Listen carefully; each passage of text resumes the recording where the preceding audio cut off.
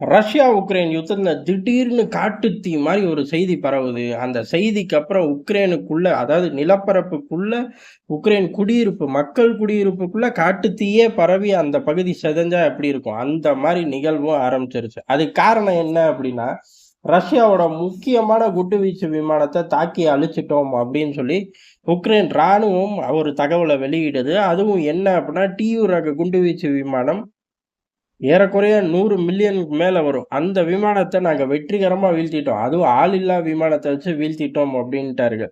ஆனா செய்தி என்ன அப்டின்னா, ரஷ்ய தரப்புல சொல்றது, அந்த விமானம் சேதாரமாச்சு. எது ரன்வேல ரிட்டர்ன் ஆயி லேண்ட் ஆகும்போது சேதாரமாச்சு. டெக்னிக்கல் ஃபால்ட் தான். எந்த ஒரு மிலிட்டரி ஆப்பரேஷனும் அத நியூட்ரலைஸ் பண்ணலை. அது முதல்ல முற்றிலும் சேதாரத்துக்குலாம் வழியே இல்ல. இறங்கும்போது டெக்னிக்கல் ஃபால்ட்ல விமானம் எந்த மாதிரியான சேதாரத்த சந்திக்குமோ, அது மட்டும் தான் நடந்திருக்கு. அதுவும் உக்ரைன் யுத்தத்துக்காக செல்றக்காக கிடையாது. அந்த விமானம் ரொட்டீனோட தன்னோட ஒர்க்க முடிச்சுட்டு வரும்போது தான் இந்த பிரச்சனை. இது முற்றிலும் உள்நாட்டுக்குள்ள பறத்தல்ல ஈடுபட்ட ஒரு விமானம் உள்நாட்டுக்குள்ளேயே சேதாரம் அப்படிங்கிறது தான் ரஷ்ய தரப்பு சொல்றது. மிக விரைவில் அது சேதாரம் எல்லாம் சரி பண்ணப்படும்ட்டாங்க. ஆனா, இவர்கள் தரப்பு ஆளில்லா விமானத்த வச்சு வீழ்த்திட்டோம் அப்படின்னு சொல்லியிருக்கார்கள். ரஷ்யாவுக்குள்ளேயே போய் வீழ்த்திட்டீங்களா? இல்ல ரஷ்யாவுக்கு வெளியிலேயே வீழ்த்திட்டீங்களா? அதுல எந்த கிளியரன்ஸும் இல்ல. ஆனா, இந்த தடால் அடி செய்தி அப்படிங்கிறது பெரிய விஸ்வரூபம் எடுத்துருச்சு. உதாரணமா உக்ரைன் அப்பப்ப இந்த சேட்டைகள பண்ணும். அதாவது ஒரு ஸ்னைப்பர வச்சு ஒரு பெட்டாலியனே குளோஸ் பண்ணிட்டோம் அப்படின்னு சொல்லி ஸ்னைப்பர் அப்படி இப்படின்னு பெரிய அளவு கதைய கட்டுனாய்ங்க. அதே மாரி திடீர்னு கோஸ்ட் பைலட் அப்படின்னு சொல்லி ஒரு ஆளு ஏகப்பட்ட விமானத்த சுட்டு வீழ்த்திட்டாரு. விடிஞ்சு எந்திரிச்சா சுட்டு வீழ்த்துவார். டேக் ஆஃப்ல 10 ரஷ்ய விமானத்த சுட்டு வீழ்த்துவார். திருப்பி லேண்டிங்ல 20 விமானத்த சுட்டு வீழ்த்துவாரு. அப்ப நடுவான்ல பறக்கும்போது எத்தனையடா வீழ்த்தினாரு? நீயே போட்டுக்க பங்காளி உன் இஷ்டத்துக்கு. நானே அடிச்சு தானே விடுறேன் அப்படின்ட்டு போயிட்டாய்ங்க. அந்த மாரி திடீர்னு ஒரு கேரக்டர கூட்டிட்டு வந்து பெரிய அளவு மைலேஜ் தேடுவார்கள். ஆனா அப்பல்லாம் அத ஊதி பெருசாக்க 1 டசன் ஐரோப்பிய ஏஜென்சிகள் இருந்துச்சு. நீ சத்தியம் பண்ணு அப்படின்னு சொல்லி நம்மள வேற மிரட்டுவாய்ங்க. ஆனா, இப்ப யாரு இருக்கா? உக்ரைனோட உள்ளூர் டெலகிராம் சேனல்கள் கூட இதெல்லாம் என்கரேஜ் பண்றதே இல்ல. போயா லூசுன்ட்டு கிளம்பி போயிடுறாய்ங்க. ஆனா, ரஷ்யா இதுக்கு பதிலடி அப்படிங்கிற மாரி பெரிய அளவுல ஆளில்லா விமானங்கள வச்சு உக்ரைனோட கார்கிவ் பகுதிய தொலைச்சு எரிஞ்சிருச்சு. ஏறக்குறைய 66 ஆளில்லா விமானத்த யூஸ் பண்ணியிருக்கார்கள். அந்த பகுதி எல்லாமே குடியிருப்புகள் தான். எல்லாம் பத்தி எரியுது. இந்த நியூஸ காட்டு தீ மாரி ஸ்ப்ரெட் பண்ணீங்கல்லடா, இந்தாங்கடா காட்டு தீயில நகரம் அழிஞ்சா எப்படி இருக்கும்? அந்த மாரி சம்பவத்த பண்ணி விட்டார்கள்.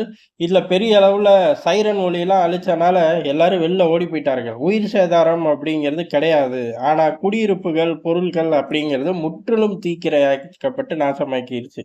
ஏன்னா 66ம் ஒரு பிரைம் லொகேஷன ஒரு சர்க்கிள் மாரி போட்டு அந்த ஏரியாவ மட்டும் கவர் பண்ணி அழிச்சு விட்டார்கள். இதுல ஒண்ணு கூட நியூட்ரலைஸே ஆகல.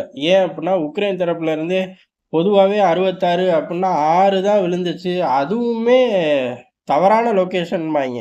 இப்ப அப்டிலாம் எதுவுமே சொல்லல. 66 விழுந்துருச்சு. பெரிய அளவு சேதாரம். குடியிருப்பு பகுதிய குறி வச்சு தாக்குறார்கள்.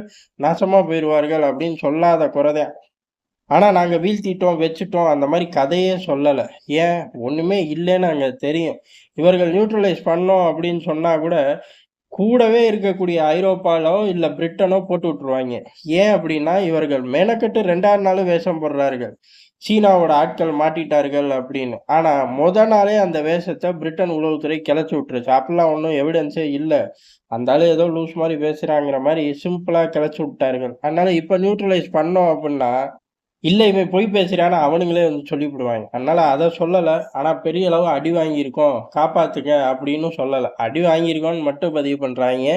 ஏன் அப்டின்னா காப்பாத்துறக்கு அமெரிக்காவும் வராது, ஐரோப்பாவும் வராது. அத மீறி அமெரிக்கா, ஐரோப்பா வந்தா ஐரோப்பாவ விட்டுருவோம். அவனுங்க சமயத்துக்கு தகுந்தாப்புல பேசுவாய்ங்க. அமெரிக்கா வந்தா போர் நிறுத்தத்துல கையெழுத்து போடு. நாளைக்கே இந்த இடத்துல உங்க வூட்டு பிள்ளைங்கலாம் பலூன்ல பறக்க விட்டு விளையாடுங்க. அத விட்டு நீ பண்ற தப்பு தானடா, அவன் ஆளில்லா விமானத்த கொண்டு வரான் இங்க. அப்படின்னு சொல்லி சிம்பிளா முடிச்சு புடுவாருங்க. அதனால இதோட நிறுத்திக்கிறார்கள். நமக்கு ஒரே ஒரு சந்தேகம் தான். இந்த பாம்பர வீழ்த்துறனால ரஷ்யா 2 நிலப்பரப்ப விட்டு குடுத்துட்டு ஓடப்போதா? ஒண்ணும் கிடையாது. புட்டின் உடனே 2 மணி நேரத்துல பேச்சுவார்த்தைக்கு உட்காருவோம் அப்படின்னு சொல்லப் போறாரா? ஒண்ணும் கிடையாது. இன்கேஸ் இவர்கள் வீழ்த்தியிருந்தார்கள் அப்படின்னா பிரச்சனை பெருசுதான். ஏன் அப்படின்னா, இதோட விலைய சரி கட்டுறேன் அப்படின்னு சொல்லி உட்கார்ந்து தாறுமாறா விளையாட ஆரம்பிச்சுருவார்கள். அதுவும் ஒரு அஃபென்ஸ் போய்க்கிட்டு இருக்கு. பெரிய அளவு படைபலத்த திரட்டி உக்ரைனுக்குள்ள நின்னு ஆடும்போது, இந்த மாரி செய்திகள்லாம் தேவையே இல்ல. இதனால உக்ரைனுக்கு ஒரு மைலேஜும் கிடையாது. இந்த மாரி காட்டுத்தீ ஏற்படக்கூடிய விவகாரத்த தாண்டி இவனுங்க எதையும் வாழ்க்கையில பார்க்க முடியாதுங்கிறது தான் எதார்த்தமான உண்ம. நன்றி, வணக்கம்.